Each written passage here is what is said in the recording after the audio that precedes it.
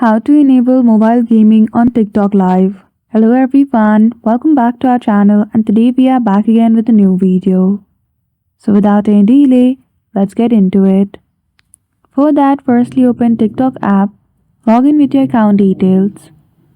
Now, in order to enable mobile game on your TikTok lab, you simply need to go to Profile, click on the three lines at the top right corner and go to Settings and Privacy.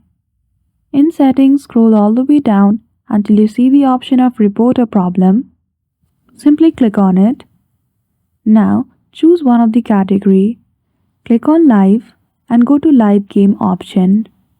Now you can simply choose on any one of the option of how to start a mobile gaming live or click on how to start a live game. Here I will simply click on the option of mobile game. Read this article. If it is not helpful, click on No and go to Need More Help. Now here you can simply talk with the AI agent of TikTok. And there you go.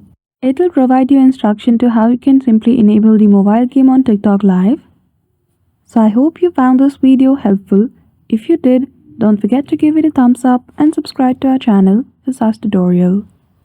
Thank you for watching till the end.